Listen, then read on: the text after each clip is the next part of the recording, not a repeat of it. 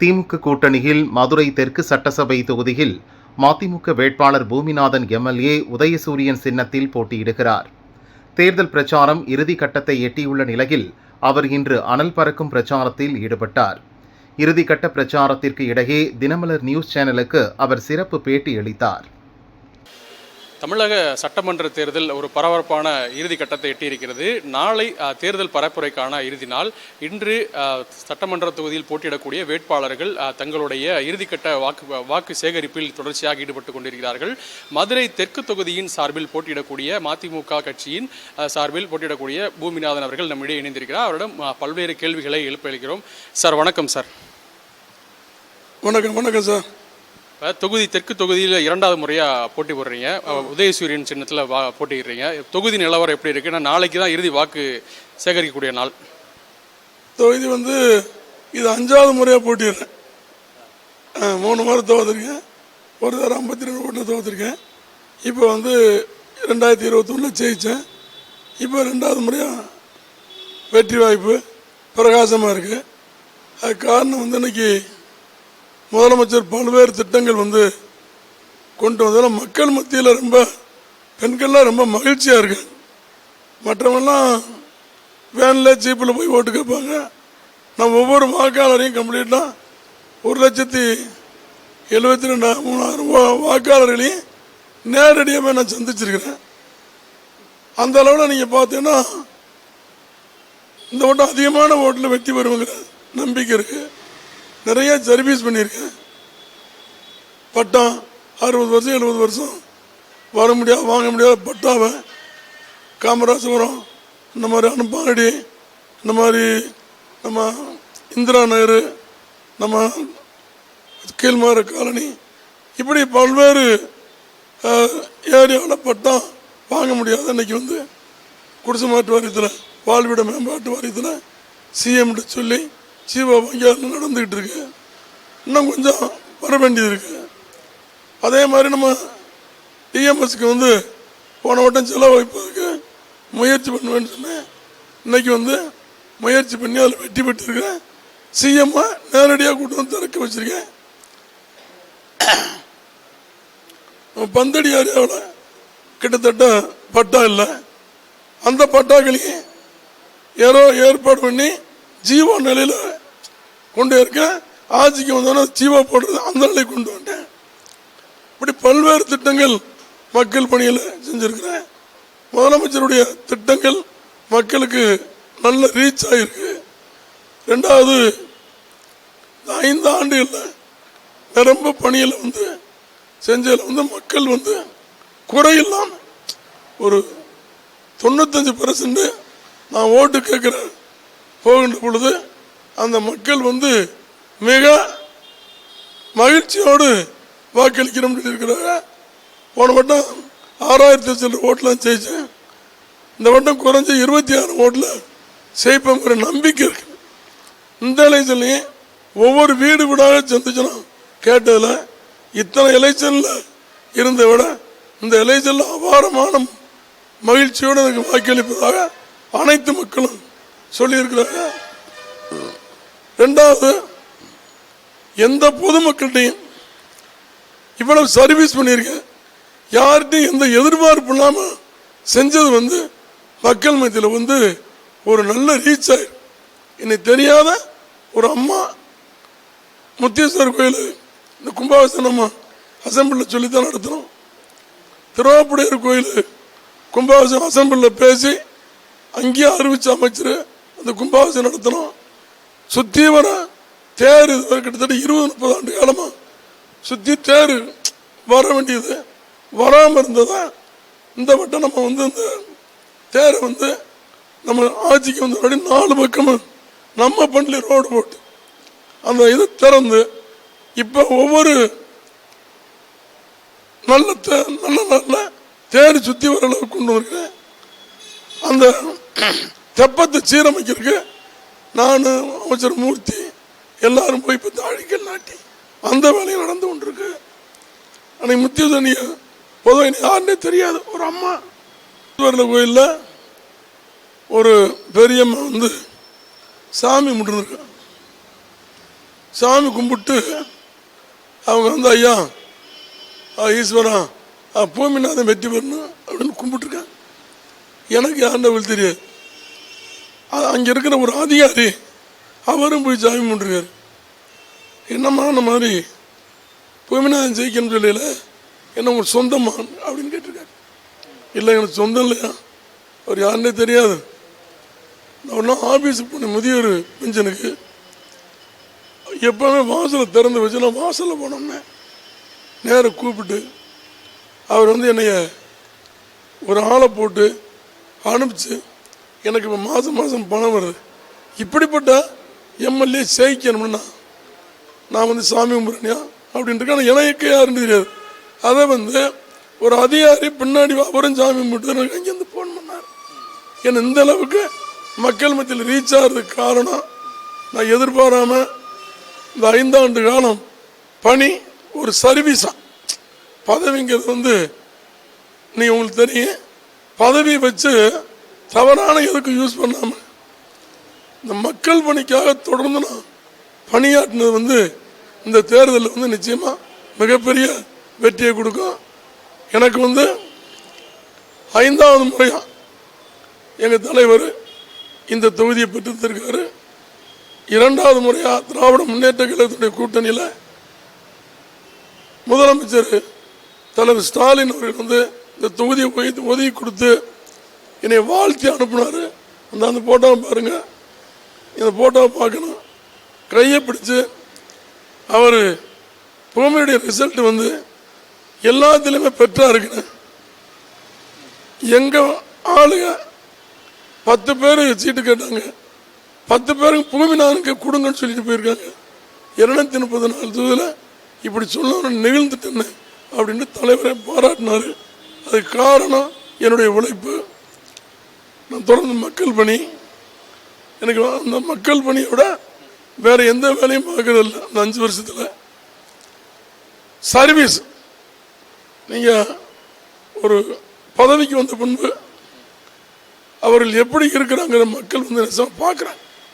எல்லாம் சொல்கிறாங்க என் வேலை செஞ்சால் அப்படியாக இப்படியாக. இந்த வேலை செய்யறதுக்கு நேர்மையாக உழைக்கிறதுக்கு ஒரு பெரிய மரியாதை மக்களிடத்தில் இருக்குங்கிறத நான் வந்து ஓட்டு கேட்டு போனேன். இதெல்லாம் நான் தெரிஞ்சுக்கிட்டேன். அதனால் இன்றைக்கி நம்ம முதலமைச்சர் அவர்கள் 8000 கூப்பன் அறிவிச்சிருக்காங்க. இப்படி அவர்கள் தேர்தல் அறிக்கையில் கொடுத்த திட்டங்கள் எல்லாம் மக்கள் ரொம்ப வரவேற்கிறாங்க. யாரும் கொடுத்தாரியா அவருக்கு தான் ஓட்டு அப்படின்னு பல வீட்டுகளில் சொல்கிறாங்க. தாமரை சின்னத்தில் வந்து ராமசீனிவாசன் அவர்கள் போட்டிடுறாங்க. அவர் என்ன சொல்கிறாங்கன்னா, அடிப்படை வசதிகளை செஞ்சு கொடுக்கல, கழிவு நீரில் இறங்கி தான் பூமிநாதன் அவர்களை ஓட்டு செய்யக்கூடிய ஒரு மோசமான நிலையில் வச்சிருக்காரு, அதையும் குற்றச்சாட்டை வைக்காரு. அதுவும் இல்லாமல் இந்த பகுதியில் வந்து கஞ்சா புழக்கங்கள்லாம் இருக்குது, அதை கட்டுப்படுத்துறதுக்கான நடவடிக்கை எடுக்கல, நான் வந்து அதை பண்ணுவேன், பூமிநாதன் அவர்கள் அதை செய்ய தவறிருக்காரா, குற்றச்சாட்டை முன் வச்சு பிரச்சாரம் பண்ணிக்கிட்டு இருக்காரு. அதுக்கு நீங்கள் பதில்? நிச்சயமாக அந்த மாதிரி எதுவுமே கிடையாது. எந்த ஆட்சி வந்தாலும் சின்ன சின்ன தப்பு இருக்கு, அந்த தப்பை வந்து கடுமையாக நடவடிக்கை எடுக்கிறாங்க. அது முந்தி மாதிரிலாம் கிடையாது. இப்போ 100%, 95% எங்கேயும் அந்த மாதிரியே இல்லை. 2வது சாக்கடைங்கிறது தப்பு. அவர் சொன்னால் அந்த பக்கம் சாக்கடையே கிடையாது. அதனால நீங்கள் போய் பார்க்கணும், சாக்கடையே கிடையாது. இப்போ தான் சாக்கடையை இப்போ கூட ஒரு தெருவில் இந்த மாரியம்மன் கோயில் தெருவில் வந்து பதிக்காமல் இருந்து இன்னும் சாயின் பண்ணலை. அதவே இப்போ 1 மாதத்துக்கு முன்னாடி வேலை பார்த்து இப்போ தான் வந்து சாயண்டே பண்ணிட்டு இருக்காங்க. அந்த நல்ல தண்ணி பைப்பு இருக்கு இல்லையா, இந்த முல்லை பெரியார் தண்ணி ஊதா பைப்பு, இது வந்து நிறைய லீக் ஆகுது. அந்த லீக் வாட்டர் அதை திறந்து விடுற அன்னைக்கு நீங்கள் ஓட்டு கேட்டால் அங்கங்கே லீக் ஆகிடுது தண்ணி. அதே மாதிரி அது ஒரு லீக்கு தண்ணி போச்சா. சாக்கடைங்கிறது தப்பு. சாக்கடை எங்கேயுமே கிடையாது, ஒரு சில இடத்துல இருக்குது. அது காரணம் வந்து 100 வீடு இருக்கையில் போட்ட பைப்பு, இன்னைக்கு அங்கேயே 500 வீடு குடிசை வீடுல இருந்து இப்போ மாடி வீடாரு. அப்போ ஒரு வீடு இருந்து 10 வீடு இருக்கு. அப்போ 100 500 ஆயிடுது, 500 1000 ஆயிடுது. ஆனால் அதில் சில அடப்புகள் இருக்கு. இப்போ வந்து முதலமைச்சர் இப்போ கடைசியாக நலத்திட்ட உதவியில் அறிக்கும் போது இந்த டாடா கன்சல்டிங்கில் வந்து 2000 கோடி இந்த 72 வார்டுக்கு பல 72 வார்டுக்கு ஒதுக்கி டாடா கன்சல்டிங் கம்ப்ளீட்டாக ஒரு கிட்டத்தட்ட 1.5 வருஷமாக எடுத்து கரெக்ட் ரெடியாக இருக்கு. இப்போ ஆட்சிக்கு வரப்போறாரு, முதலமைச்சரும் ஆட்சி அமைக்க போறாரு. ஆட்சி அமைச்ச உடனே 6 மாதத்தில் சாக்கடைங்கிற பிரச்சனையை இனிமேல் இருக்காதுங்கிற அளவுக்கு நடவடிக்கை எடுக்கப்படும். ஒரு சில எடுக்கிறது 100ல் 1 எங்கனையாவது இருக்குதானே செய்யும்.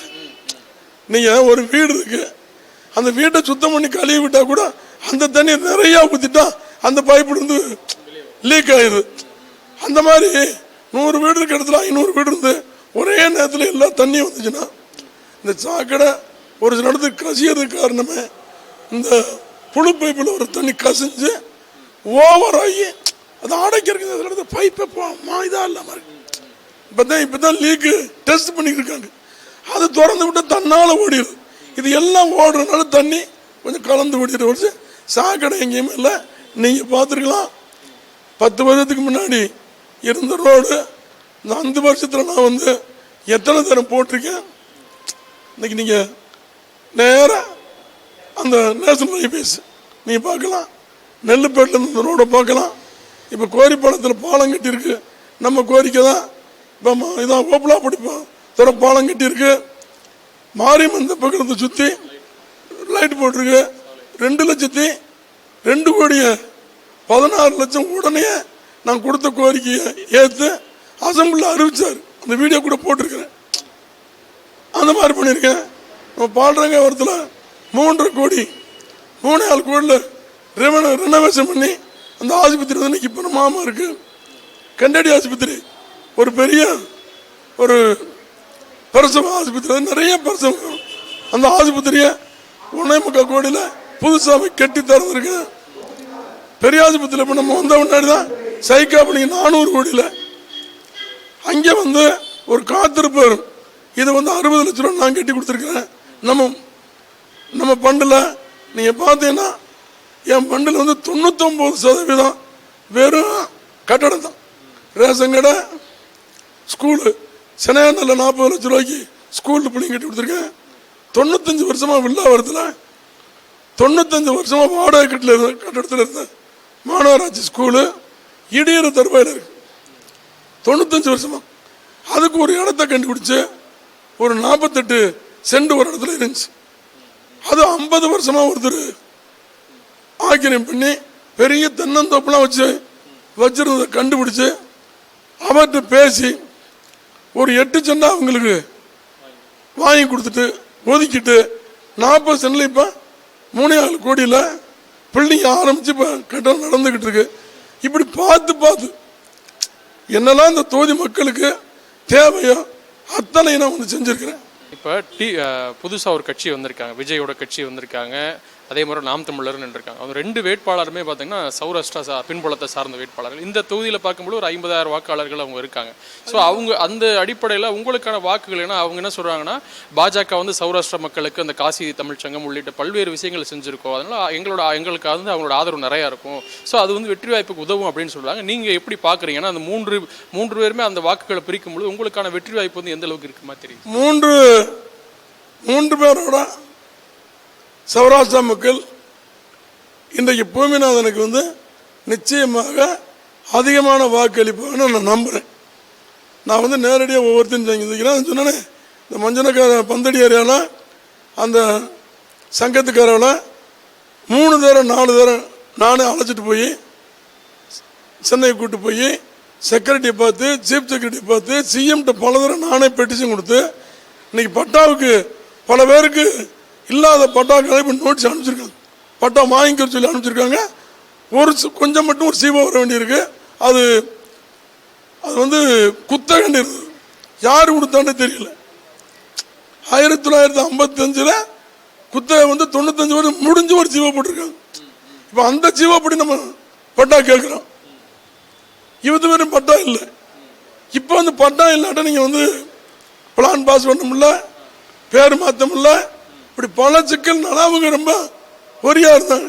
அவங்கள பூரா கூட்டு போய் சீஃப் செக்ரட்டரியை கலெக்டர்கிட்ட நேரம் அவங்களையும் வச்சுட்டு நான் வந்து எதையுமே புல் பண்ணிடுறேன், ஒளியும் இல்லை. அவங்களே கூட்டு போய் நேராக சொல்லி சீஃப் செக்ரட்டரி நேரம் கலெக்டர்கிட்ட பேசி அந்த பையில என்னென்ன குறி போட்டாங்களோ நீங்கள் மெயிலில் அனுப்புங்க, நீங்கள் பையில் அனுப்பல லேட் பண்ணிடுறேன்னா எல்லாம் வாங்கி இப்போ ஜீவாவுக்கு ரெடியாக இருக்கு. ஆட்சி அமைஞ்ச உடனே ஒரு மாதத்தில் அந்த ஜீவாவுக்கு வாங்கி கொடுத்துருவேன். இதுதான் அந்த சௌராஷ்டிரா மக்கள் மத்தியில் ஒரு பெரிய வரவேற்பு. டிஎம்எஸ்ஐயாவுக்கு அவங்க எம்எல்ஏ இருந்தார், அவங்களுக்கு ஒரு பெரிய அடையாளம். இன்னைக்கு டிஎம்எஸ்ஐயாவுடைய சிலை, வெங்கல சிலை கிட்டத்தட்ட அது என்ன சொன்ன சிஎம் நான் கோரிக்கை வச்சுட்டு நேரம் பேசும்போது இதே இல்லை, நீங்கள் வந்து பொது இடத்துல சிலை வைக்கிறதுக்கான வாய்ப்பே கிடையாதுன்ட்டு ஒரு தலைவர்களுக்கு பொது இடத்துல சிலை வைக்கிறதுக்கு வாய்ப்பே கிடையாது சுப்ரீம் கோர்ட் ஆர்டர். நான் அப்புறம் திருப்பி சொல்லி இவர் பொது தமிழருடைய ஒரு அடையாளம், இவர் சமூகமாக நம்ம பார்க்க வேண்டியதில்லை, நீங்கள் ஒரு இதாக பார்க்க வேண்டிய ஒரு ஆமாம் ஒரு பெரிய இசை அவருக்கு நம்ம வைக்கலாம் தப்பு இல்லைன்னு திருப்பி சொல்லி தவிர்ச்சந்தில் ஒரு இடம் பார்த்து அப்புறம் ரோடு ஆயிடுச்சு, ஆளை வைக்க முடியாமல் கார்பரேஷன் இடத்துல 3 சென்ட் கார்பரேஷன் தீர்மானம் போட்டு அவங்களை அனுப்ப சொல்லி அதுக்கு ஒரு ஜீவோ போட்டு அந்த சிலையை வந்து மார்பள சிலை நம்ம அறிவிச்சிட்டாங்க. திருப்பி முழு ஒரு வெங்கல சிலை அறிவிக்க சொல்லி சிஎம் வந்து காணல நிறைய சிலையை திறந்துருப்பார், நீங்கள் பார்த்துருப்பீங்க. நீங்களே வந்து திறக்கணும்னா அவர் தான் சிஎம்கிட்ட வற்புறுத்திய காரணமாக அந்த சிலையை வந்து இங்கே திறந்தாங்க. இந்த மாதிரி நான் அவருடைய இப்போ ஒவ்வொருத்தரும் தனித்தனியாக சங்கம் அவருடைய அந்த அப்பார்ட்மெண்ட்டில் போய் பார்க்கும்போது 100% அவங்க சொல்கிறதுல எனக்கு நம்பிக்கை இருக்குது. அவங்க 3 வேட்பாளரோட சௌராஷ்டிரா மக்கள்ங்கிறது வந்து எனக்கு அதிகமாக ஓட்டு போடுவான்னு நம்புகிறேன். 100% போடுவாங்க, 100% எனக்கு போடுவாங்க நம்பிக்கை இருக்குது, போடுவாங்க. ஒரு 3 வாய்க்கால், அந்த அனுப்பாடி வாய்க்கால், சொட்டத்தட்டி வாய்க்கால், பனையூர் வாய்க்கால், இந்த வாய்க்காக்கில் ஒரு சின்ன சாக்கடை மழைநீர் வாய்க்காலை விட்டுட்டு, ஏன்னா தண்ணி எந்த தண்ணியுமே வெளியே போகிறது, ஒரு மழைநீக்க வாய்க்கால் மாதிரி கட்டி அந்த வாய்க்காக்கெல்லாம் சீரமைக்கிறது. ஏன்னா அதனால மக்களுக்கு கொசு தொல்லை நிறையா வருது, தண்ணி வந்து போய்கிட்டே இருந்த பரவாயில்ல, அங்கங்கே லாக் ஆயிரு பூரா கடை இதாகி பூரா மறைச்சிடறாங்க. அது ஒரு முக்கியமான பாயிண்ட். இந்த 3 வாய்க்காலையும் நம்ம சரி பண்ணணும். ஒன்று, நம்ம மாரியம்மன் தெப்பக்குளத்துக்கு வாய்க்காலில் தண்ணி கொண்டு போகாமல் நேராக ஒரு பைப்பை வச்சு, இப்போ முல்லைப்பெறாவது பைப் வருது இல்லையா, அந்த மாதிரி ஒரு பைப்பை தெப்பக்குளம் வரைக்கும் போட்டு அந்த தண்ணி எந்த கழிவு தண்ணியும் அதில் சேராமல் 100% போய் சேர்ற மாதிரி அது முக்கியமான முதன்மையான கோரிக்கை. இது 2, இந்த பட்டா, இந்த சாக்கடை, இந்த மாரியம்மன் தெப்பக்குளத்துக்கு. வேறு எல்லாம் சாதாரண விலை மேய்ச்சி முடிச்சுட்டேன், இன்னும் கொஞ்சம் இருக்கிறத எல்லாம் முடிச்சிடுவேன். வாய்ப்பு நிச்சயமாக தருவாங்க நம்புகிறேன். நிறைய ஓட்டில் ஜெயிப்பேன், அந்த நம்பிக்கை எனக்கு இருக்குது. அதே மாதிரி இந்த தேர்தல் மூலமாக நீங்கள் தினமலர் மூலமாக தினமலர் வாசகர்களுக்கு, நீங்கள் தெற்கு தொகுதியில் வசிக்கக்கூடிய வாசகர்களுக்கு நான் வந்தால் இந்தந்த விஷயங்கள்லாம் நான் செஞ்சு தருவேன் கண்டிப்பான முறையில், நீங்கள் என்னை நம்பி வாக்களிக்கலாம், வந்த உடனே இதுக்கெல்லாம் முக்கியத்துவம் கொடுப்பேன், இந்த விஷயம்லாம் அடுத்த முறை 5 ஆண்டு முடியறதுக்குள்ளே செஞ்சு கொடுப்பேன் அப்படின்னு என்ன சொல்லுவீங்க சார்? இப்போ பெரிய திட்டங்களை கொண்டு வர்றது மாதிரி இங்கே ஒரு இடங்கள் வசதிலாம் கிடையாது. இப்போ நான் 10 கோரிக்கை சொன்னேன், இந்த 10 கோரிக்கையில் 9 நிறைவேற்றிருக்கேன். ஏன்னா மீன் மார்க்கெட்டு உங்களுக்கு தெரியும் 100 வருஷம் அதை வந்து நம்ம இப்போ 3 கோடியில் கட்டி இப்போ ஹைடெக்காக கட்டி திறக்க போகிறோம், அது ஒரு கோரிக்கை. நம்ம பால்டாங்க ஆஸ்பத்திரி, இப்போ மாரியம்மன் தெப்பக்குளம், இது செல்லூரில் ஒரு கபடி கோர்ட் இப்போ திறக்க போகிறோம், கட்டியாச்சு. இப்போ ஒரு கோரிக்கை நம்ம நடக்காது. நம்ம சின்ன கம்மா இருக்கு இல்லையா, அந்த கம்மா வந்து ஒரு பெரிய பார்க் ஆக்கி கொடுக்கணும், அதுக்கு ஒரு 4.25 கோடி ஒதுக்கிட்டாங்க. சிஎம் அந்த ஒரு எல்லாருக்கும் ஒரு கோரிக்கை வச்சா செக்கு புக்கு மாதிரி எல்லாருக்கும் கொடுத்தாங்க லிஸ்ட்டு, அதில் 4.25 கோடி ஒதுக்கியாச்சு. அது வந்து நீர் நிலங்கிறதுனால அது பெண்டிங்கில் இருக்குது, அது வந்தோடனே அது இப்போ சரியாயிடுச்சு. 2வது காமராஜர் வந்து ஒரு 2 போர்ஷன் வந்து பட்டா வாங்க வேண்டியிருக்கு, அந்த 2 போர்ஷனை பட்டா வாங்கி கொடுக்கும், அதை நான் வாங்கி கொடுத்துருவேன். கீரத்துறையில் ஒரு 200 பேர் வீடு போல இருக்கு, அதுக்கும் பட்டா பிரச்சனை இருக்கு, அதையும் வாங்கி கொடுத்துருவேன். நம்ம சின்ன கம்மாயில் ஒரு 100 வீடு இருக்கு, அவங்களுக்கு பட்டா, அதுவும் இந்த ஜீவன் நகரில் கொடுக்கலாம் ஒரு ஜீவன் வந்ததுனால அவங்களுக்கும் வாங்கி கொடுத்துடலாம். அது எந்த நீர்நிலையோ எந்த தண்ணி போக்குவரத்துக்கு இடைஞ்சலாத இடங்க. இது நம்ம டோபிக்கான ஒன்று ஒரு 40 வீடு அவங்களுக்கு பட்டாவாக வாங்கி கொடுத்தனால கடுமையாக முயற்சி பண்ணி இங்கே வரைக்கும் கொண்டு போயிட்டேன். அந்த இடம் சுருக்கமாக இருக்குன்னா பட்டா கொடுக்க முடியாது. இந்த வாழ்விட மேம்பாட்டு வாரியத்தில் வீடு கட்டி கொடுத்துரும். அந்த ப்ராசஸில் கொண்டு வாங்கினாங்க. இப்போ அந்த ப்ராசஸ் நடந்துக்கிட்டு இருக்கு. மிஞ்சி நான் வெற்றி விட்டோன்னே அது நான் செஞ்சு கொடுத்துருவேன். வேற பெரிய திட்டங்கள் ஒரு காலேஜ் அந்த மாதிரி எனக்கு இடம் இருந்தால் நிச்சயமாக முதலமைச்சர் எனக்கு செஞ்சு தருவார். என்னுடைய கோரிக்கையை நிறைவேற்றி தருவார். அதில் எந்த இதுவும் கிடையாது. எங்கள் தலைவர் வைகோ பேச விடுறேன், எங்கள் எம்பி அந்த எந்த அமைச்சர்கிட்ட பேசணும் உடனே பேசிடுவார். இதெல்லாம் மூவ் பண்ணி நான் அதெல்லாம் கொண்டு வந்துடுவேன். ஆனால் பெரிய திட்டங்களுக்கு வர்றதான வாய்ப்பு நம்ம தொகுதியில் கம்மி. அடிப்படை வசதி என்னென்னா இந்த தண்ணி, சாக்கடை, இந்த லைட்டு, இதுக்கெல்லாம் சாலை வசதி மேய்ச்சோம். நீங்கள் பார்த்துருப்ப 90% நான் வந்த முன்னாடி 2 தரம் போட்டிருக்கேன். 2 தரம் இப்போ ரோடு போட்டிருக்கேன். ஒவ்வொரு ரோடு 2 தரம் போட்டிருக்கேன். எங்கேயுமே நீங்கள் பார்த்தா பள்ளம் மேலாம் இருக்காது. இந்த ரோடு பாக்கி இருக்கிறத இந்த தெருக்கள், சின்ன சந்துகள், இந்த அப்பார்ட்மெண்ட்டுகளில் சில ஏரியாவில் கொஞ்சம் ரோடுகள் போக்குவரத்து கொஞ்சம் போடாமல் இருக்கு. அதை 100% வந்த உடனே நான் என் பண்டிலேயே செய்யக்கூடிய வேலை தான் கொஞ்சம் இருக்கு. அதை நான் செஞ்சு கொடுத்துருவேன் முழுமையாக. ஆனால் இன்னும் ஒரு வாய்ப்பு எனக்கு தரும்போது மக்கள் கேட்கின்ற குறை இல்லாத ஒரு தொகுதியாக மதுரை தெற்கு தொகுதி அமைய அதுக்கு அனைத்து முயற்சியும் எடுப்பேன். சொல்லிட்டேனே, நான் சர்வீஸ் இந்த பதவியை எனக்காக எனக்கு ஏதாவது லாபத்துக்காக நான் 100% பயன்படுத்துறதில்லை. நான் பல பேருக்கு வேலை செஞ்சு கொடுக்கத்தான் செய்யணும். எனக்கு தான் செஞ்சு கொடுக்கணும். சிஎம்கிட்ட ஒரு நாள் கூட ஒரு பெட்டிஷன் கொடுத்ததில்லை. நான் கேட்டால் செய்வார். என் மேலே அவர் கூட ஒரு 8 ஆண்டு காலம் நான் இளைஞரில் இருந்து அவரோட நான் ரொம்ப நெருக்கமாக பழகிருக்கிறேன். நான் நெருக்கமாக அவரோட இருந்திருக்கிறேன். இப்போ தான் டிஜிட்டல் போர்டு. அப்போ தமிழ்நாட்டில் யாரும் போர்டு வச்சிருப்பாங்க எனக்கு தெரியாது. நான் தான் மதுரையில் அவர் ஸ்டாண்டிங் போர்டு அன்னைக்கு கிறிஸ்கந்தா சாக்கை வாங்கி தென்னை ரீப்பர் அடித்து பாண்டியன் ரோட்லேருந்து புதூர் வரைக்கும் 12 இடத்துல நடந்தே கூட்டு போய் கூடியது. என் பொண்ணு காது ஊத்த அவர் தலைமையில் அந்த அளவுக்கு அவர் பரிச்சயமாக அவர் இருந்தனால நான் சொல்கிற கோரிக்கையில் 100% செஞ்சு கொடுக்காரு. எங்கள் தலைவர்கிட்ட சில கோரிக்கையில் எங்கள் தலைவர் எங்கள் எம்பிகிட்ட சொல்லி தலைவர்கிட்ட சொல்ல சொல்கிறேன், அமைச்சர்கிட்ட சொல்ல சொல்கிறேன். 100% ஒரு குறையில்லாத ஒரு ஹைடெக்கான ஒரு தொகுதி மதுரை தெற்கு தொகுதியாக கொண்டு வரக்கான எல்லா முயற்சி எடுப்பேன். 100% செஞ்சிருவேன். மதுரை தெற்கு தொகுதியில் மதிமுக வேட்பாளர் உதயசூரியன் சின்னத்தில் போட்டியிடக்கூடிய பூமிநாத் அவர்கள் தங்களுடைய தொகுதியை ஒரு ஹைடெக் தொகுதியாக மாற்றி அமைப்பேன் என ஒரு உறுதியளித்திருக்கிறார். அதே போல அடிப்படை வசதிகள் ஏற்கனவே பூர்த்தி செய்யப்பட்டிருக்கிறாலும் இருக்கக்கூடிய சிறு வேலைகளை முடித்து அந்த தொகுதியை முன்மாதிரி தொகுதியாக மாற்றி காட்டுவேன் என்று கூறியிருக்கிறார். நாளை இறுதி வாக்கு சேகரிப்பு நாள். அதற்கு அடுத்த நாள் வாக்குப்பதிவு என்பது நடைபெறுகிறது. மே 4ஆம் தேதியே தொகுதியின் வெற்றி நிலவரங்கள் தெரிய வரும்.